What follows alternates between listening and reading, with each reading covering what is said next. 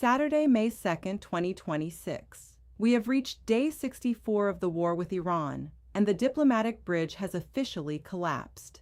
While the world hoped for a de-escalation, Donald Trump has just formally rejected Tehran's latest peace proposal. But it is what he said about the U.S. Navy's new tactics that is sending shockwaves through international waters. I have spent the morning analyzing the latest economic data and the aggressive shift in maritime enforcement. Stay with me, because in this 10-act breakdown, I am going to show you why the U.S. Navy is now being described as acting like pirates and how the American economy is hitting a breaking point. The peace deal is dead. On day 64, Trump announced that Tehran's proposal was unacceptable and failed to meet the security requirements of the United States and its allies. This rejection signals that the White House is doubling down on a total military and economic victory rather than a negotiated ceasefire. By walking away now, the administration is committing to a long-term conflict that the American Treasury was not prepared to fund. In a stunning admission, Trump stated that the U.S. Navy is effectively acting like pirates to enforce the total blockade of Iran. This means American warships are now authorized to seize Iranian oil tankers and commercial vessels in international waters without traditional legal warnings. This piracy tactic is designed to completely sever Iran's remaining financial lifelines, but it is also raising massive legal concerns among global allies.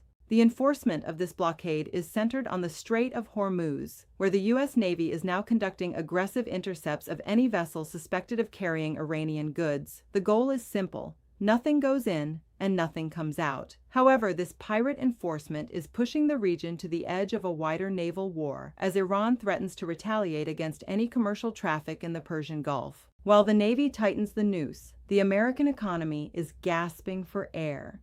New reports confirm that the U.S. is facing a triple threat of rising inflation, high mortgage rates, and growing unemployment, all exacerbated by the ongoing war. The initial shaky foundation described by experts has now turned into a structural crisis. We are seeing a historic disconnect between military spending and domestic economic stability. Inflation has reached levels not seen in decades. The cost of the war is effectively acting as a war tax on every American household. As energy prices spike due to the blockade, the cost of transporting goods is skyrocketing. This isn't just about gas prices anymore. It's about the price of food, housing, and essential services that are now out of reach for millions of families.